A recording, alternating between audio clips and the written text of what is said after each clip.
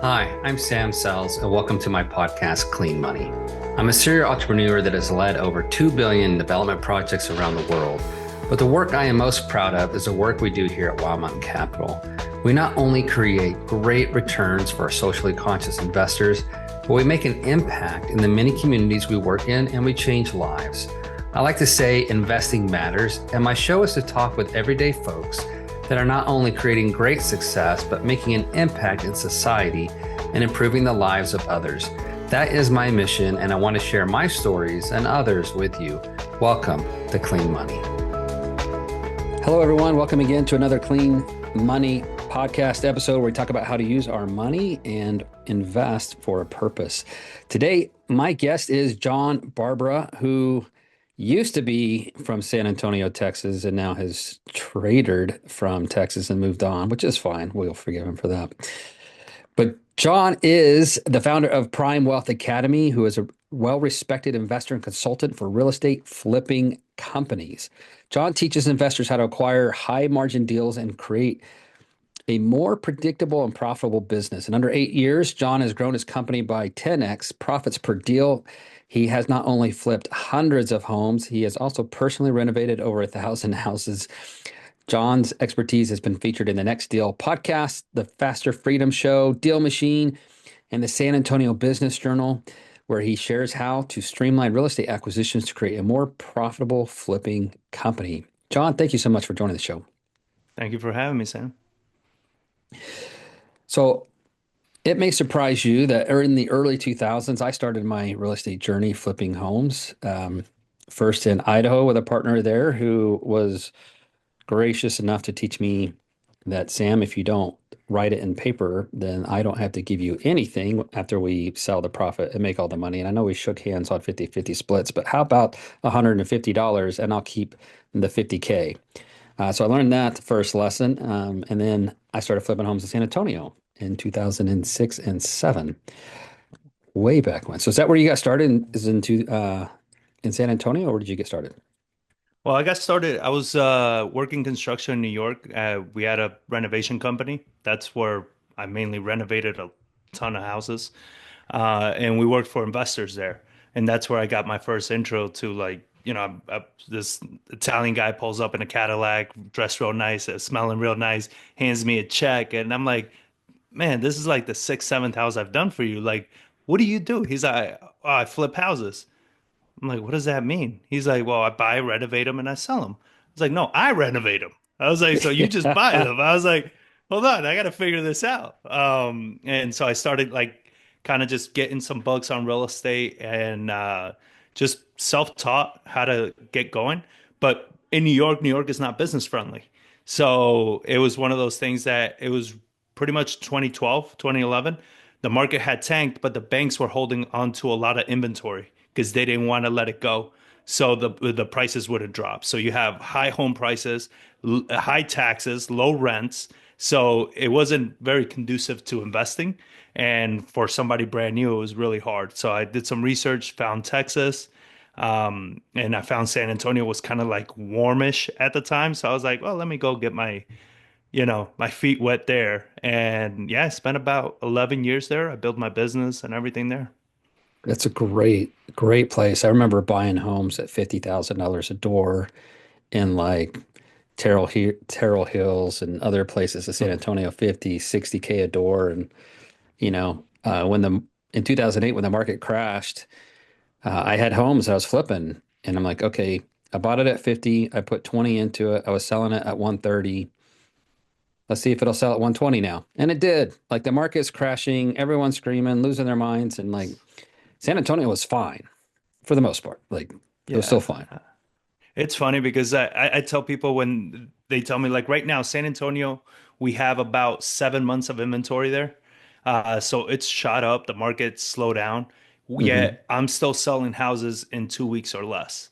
And I have people in the hot market like St. Louis that it's less than 2 months of inventory. And they're like, oh my God, it's too hot. And then San Antonio, oh my God, it's too cold. And I'm like, look, if you understand the fundamentals, you're going to make money in any market. It doesn't matter hot or cold. Like people need a roof over their head, period. That's it. Yeah, Like that's you it. just got to get creative with how it is that you do your deals and be smart about how you invest. Like don't speculate in a market like San Antonio is right now because the market's not going to pull you out. We saw a lot of geniuses during the pandemic, right? Because they were so smart that the market kept pulling them out.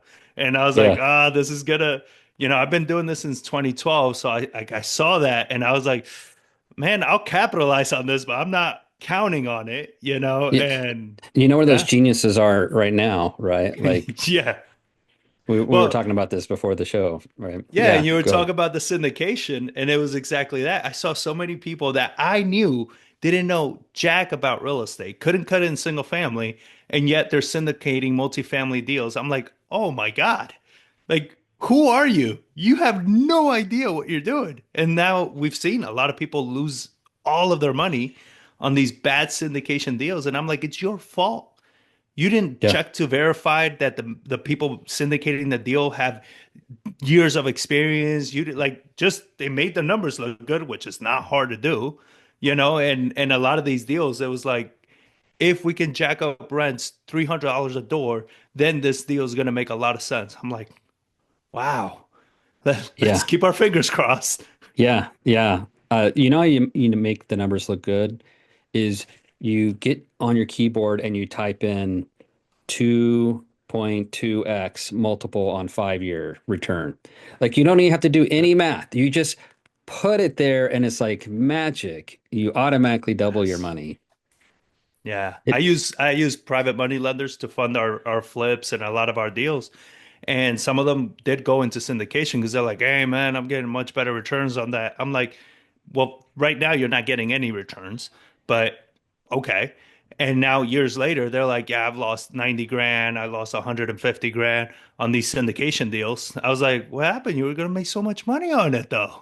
I'm not trying to be a dick about it, but I'm like, guys, like yeah. they chase the fast, easy money and they don't bother to do the research of like, are the people knowledgeable? Do they have the experience? Were they here before the pandemic or did they all rise after the pandemic? Because we see a lot of those. Yeah, I think a perfect case in point. So we bought an apartment complex in Dallas Fort Worth, and I did it with an institutional partner. So syndication to me is like the first level of learning how to raise capital and so forth. The next level after that is when you go and work with an institutional partner, and they come in and they scrub your insides out, find out everything about you, know about every single deal, everything you've ever done wrong, and what your report card was in kindergarten. I'm like, I had straight A's in kindergarten. And anyways, it went downhill from there. No, so like these guys come in and they scrub you. When we did this deal with them, we bought it at $80,000 a door. We renovated it. It was 80% occupied. There was a property that was 260 units, 2 miles down the road, same make and model, same brick, 260 units. The syndicators bought it at $110,000 a door, and they closed a month after we did. So I've syndicated a bunch of deals. I get it. We were doing it in 2018, 19, 20, 21, 22, 23, 20. Well, we just kept going. But the we bought it at 80K a door. They bought it at 110 a door. Guess who is fine and who is not? Yeah. Yeah. Same month, Yeah. same year, same just they just did not understand the fundamentals of real estate. You can still get burned, but like when we were flipping homes, we never got burned because we were always buying it as such a low cost basis. That's it. I mean, it's the same with us. Everything we do, like we're again 7 months of inventory for those that don't know. Like it's there's a lot of inventory in the market, right? There's not as much demand as there is inventory. So when you have so much inventory, it's hard to move it. But when you know where the demand is in that market, at what price points, what quality, it's not guessing anymore. You're providing where the demand is. So our houses are still selling in less than 2 weeks when we flip them. And people are like, how do you get? I'm like, because I'm not speculating. Like, there's a Right. demand in this bracket. Like, I know where it is. So if I just supply that demand, I make money. Not a shocker. Not a shocker. Not a shocker. Well, so tell me, before we get carried away about bashing gurus and, mistakes of the past, tell me, like, what are you guys focused on right now? What are you guys doing? So what we've 2020 was a big lesson for us because we used to get a lot of our deals from wholesalers, agents, referral, or network. And 2020, when the pandemic came through, Texas boomed, right? Like, I Hmm. mean, it was just ridiculous how quickly Yep. prices were going up. And we were being outbid from wholesale deals and everything left and right. I mean, by like some deals by 70 grand. I was like, I was thinking of making 30. Like, I don't understand how you're paying Yeah. 70,000 more. Like, this is ridiculous. So we actually had to go back to doing our own marketing. Hmm. And I hated doing marketing. I really hated it, man, because it's everything we learn from, especially a lot of these gurus, is just hammer everything, throw, things at everything, hope for the best, buy all kinds of lead, do, every list under the sun, and and hopefully you get something. And like that's just for me, that's not a business. That's just, you're just like a chicken with your head cut off. Yeah. And that's how it was for many years. And I started kind of like just thinking through the process. I'm like, there's got to be something. And I hired a coach who specialized in highly distressed properties like tax delinquent foreclosures, things like that, that were very problematic properties. And when I started learning that, that's what we transitioned to. So now we specialize in finding properties with airship issues, title issues, things like that. So we don't do the 50, 60 deals a year. We do 16, but our 16 makes us over 2 million a year, right? So they're higher margin. So Yeah. that's the business that we've created is less deals, more time freedom, and more money per deal. So I'm not looking to like it was always, oh, we do 15 deals a month. And I'm like, that sounds miserable. Like I don't want to do Yeah. that. No, thank you. And yeah, we do 2 to 3 deals a month, much easier business model to run, but we make 150 to 200 a month on those deals, right? So it's more targeted, more laser focused. So even our flips, before we used to do like a $70,000 renovation to make 30 grand. That was Yeah. a lot of risk for very little profit. Now we've flipped that because we generate high margins. We don't really take on big flips anymore. Now it's mostly light cosmetic, in and out, low risk, but we make 100 plus on every flip, right? So it's less management, less oversight, much easier, So we've just kind of focused more on specializing in a niche and maximizing the profit, So that's kind of what we do now. It's amazing that that shift in mindset because more is a lot of what people are saying, right? And a lot of gurus say that because if you throw everything at the wall, something's going to stick, right? And I think of my chief marketing officer, Stephen Hilkard, and he likes to say this all the time. He's like, Sam, if something works the first time, it's a complete miracle, but we're not going to go out there and waste our time doing a bazillion different things. You know, better is better, not more. More is not Yeah. better, better is better. And when you get a really good message and you can deliver that, do that. But there's also some trial and error, right? Like you're going to go through honing your message, crafting that, and getting it done. I just want to point out, we were just making fun of gurus, and then you said you hired a guru to help you, and it made all the difference. So explain what you mean. Well, I hired a coach, not a guru. So this Okay. guy at Yeah. the time, he wasn't selling anything. He was a real estate investor in San Antonio, Uh, doing a tremendous amount of money every single month. I think at the time he was at like half a mil to 750 a month, that he was generating in single family residential. So I was like, man, you figured something out. So, yeah. what is it going to cost for me to have your time, and for you to teach me? So we paid him. I think at the time it was like 15 grand. Mhm. But I was also at a point where either I hired him or I quit real estate because I was just getting so fried of the hamster wheel of just Yeah. not getting the consistency. And when we hired him, he just taught us that it's not doing more, it's doing less, but just doing it better, right? And being more focused. And that's exactly what we did. So I had at the time about 12 people working for me, got rid of everybody, just stayed my business partner and myself. we honed that in. And when we started doing half a mil a year easily, I'm like, okay, now we got some traction. Now we can start doing something. And right now, I mean, I have a team of three and we do 2 mil a year, where before with a team of 12, I couldn't do 40 grand a month. It was so stressful, man. Like, and because we were spread so thin, and I'm a part of a mastermind with Dan Martell. I don't know if you know him, Yeah. but he loves to say simplicity scales, complexity fails. And it's like when you're new to business, the more complex you make things, the smarter you feel. But you can't hire on complexity. You can't train on complexity. You can't scale on complexity. So it's like, no, it's not, you speak to all these like very wealthy guys and they like to keep things simple and the things need to make sense. It's not about how complex can you get. And I think going back to what we were talking about with gurus, the reason why they make so much money is because they confuse the heck out of everybody. So you feel like you need their stuff. And I'm like, you really don't. Like, it's not that hard, but you have to have the discipline to focus and to really want to learn. Because this, I don't know if I mean, if you come across it, but the whole virtual stuff, virtual wholesaling, virtual this, virtual that. I'm like, you guys are just playing real estate investor. Like, you're not trying to learn. Not trying to understand. Like, you have no idea why things work or don't work. You just make some money and hey, I don't know. Let's try to do it again. So, Yeah. Yeah, I love that.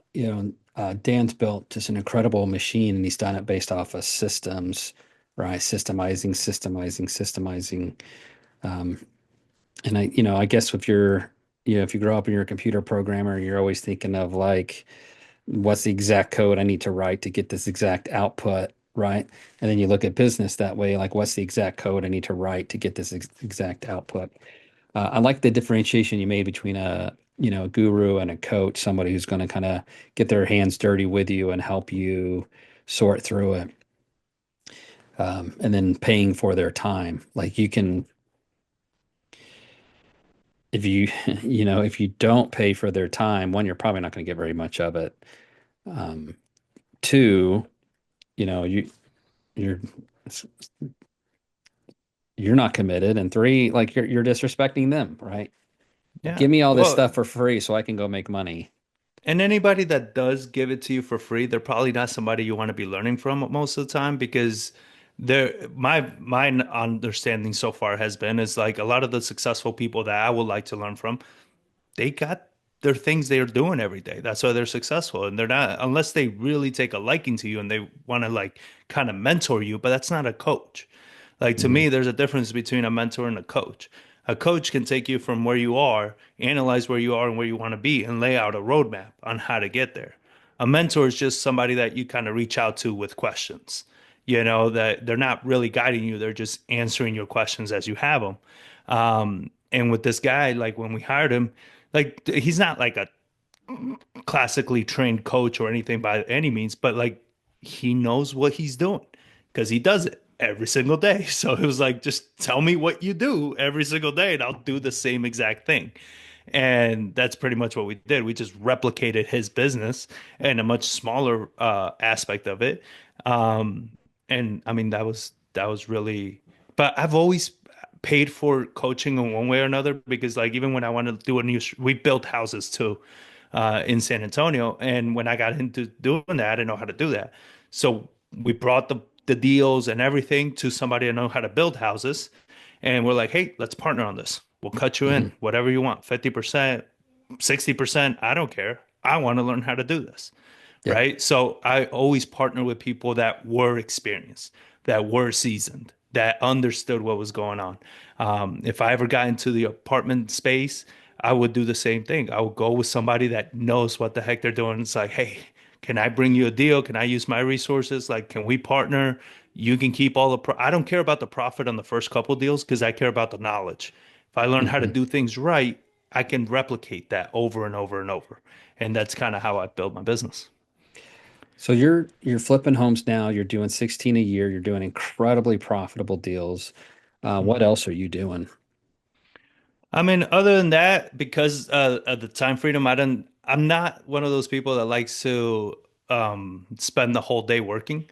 I did that since I dropped out of high school when I was 15, and I did that most of my life, working construction, doing all that. And so I got into coaching. I've laid out this model. I'm very process and framework. So even my own students, I tell them, I'm like, you document everything you do because when something breaks, you got to know where it broke, and when you just do things shooting from the hip all the time and things are not working, what you typically tend to do is try to just do more.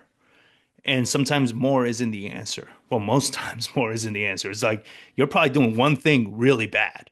Let's go Hmm. back, fix that thing, and now we can make that tweak that makes all the difference.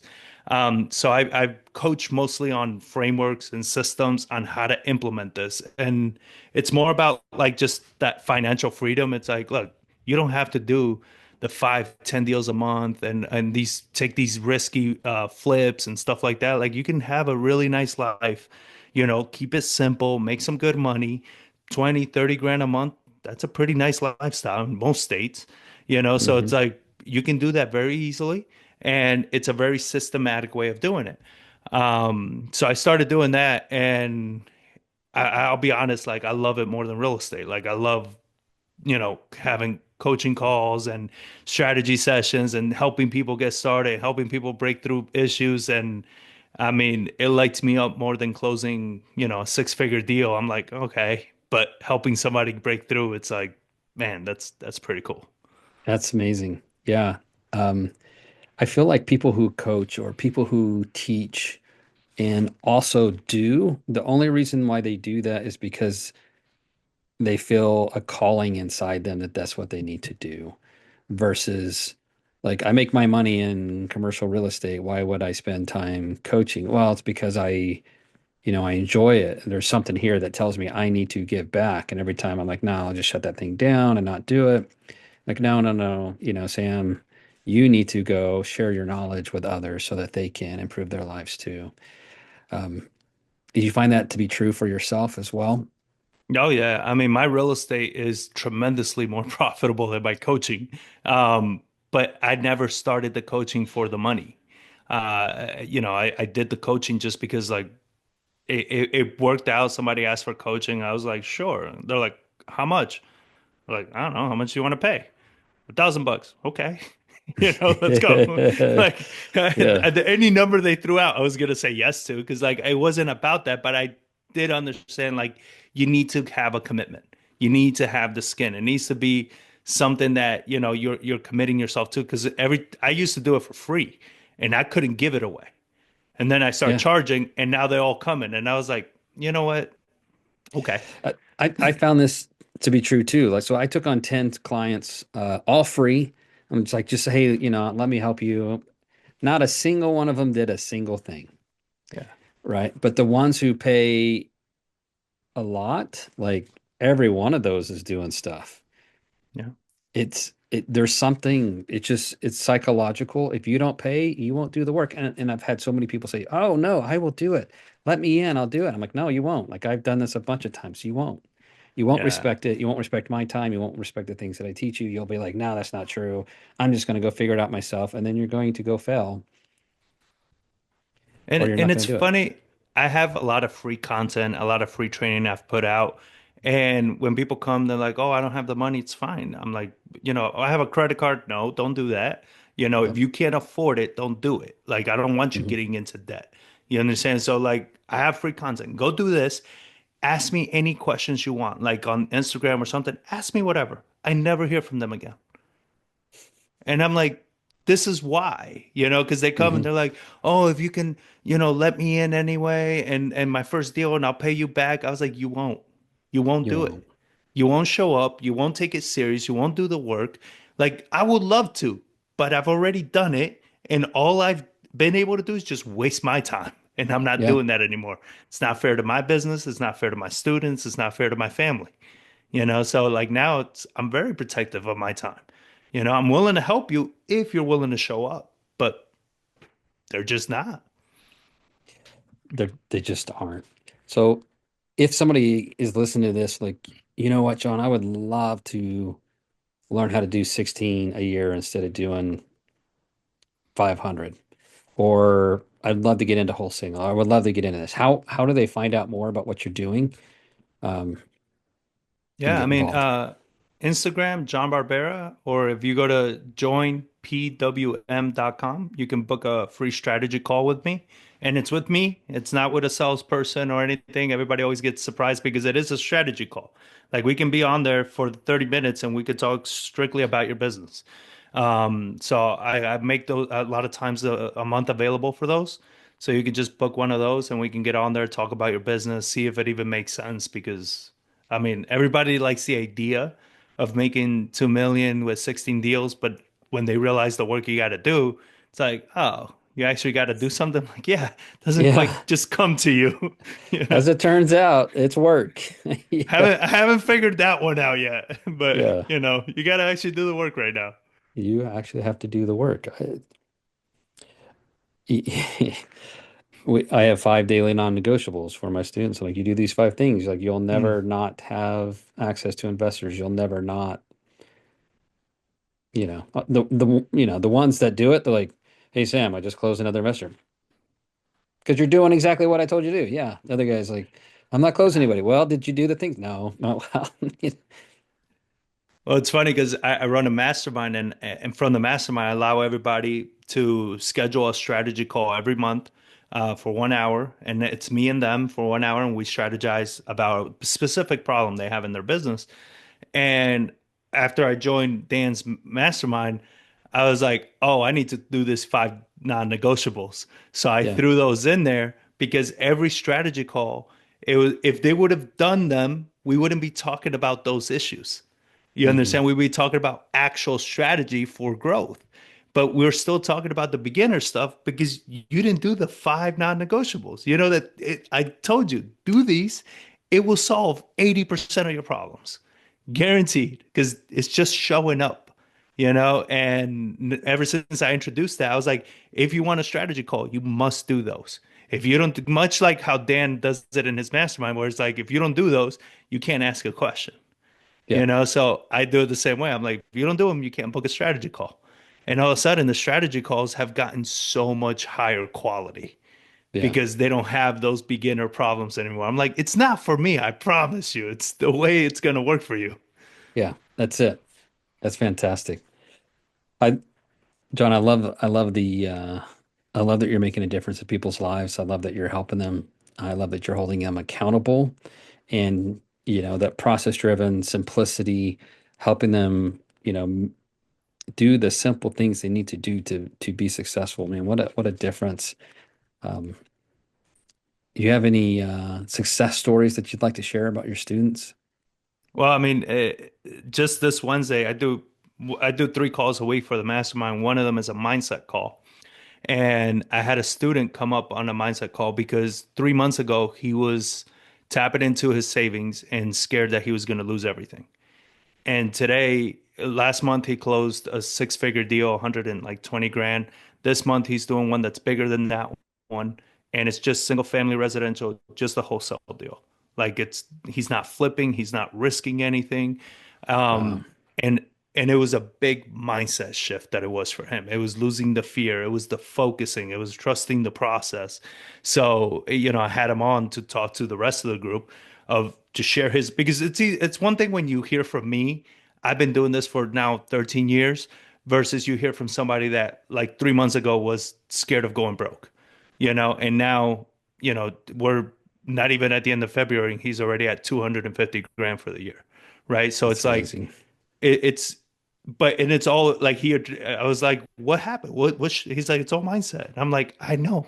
That's what I try to tell people. Like, the only reason you can't execute the strategy is because the mindset is not working properly. Like, there's so Yeah. many doubts and fears and beliefs and things that you just, you cloud yourself with and you don't Yeah. execute.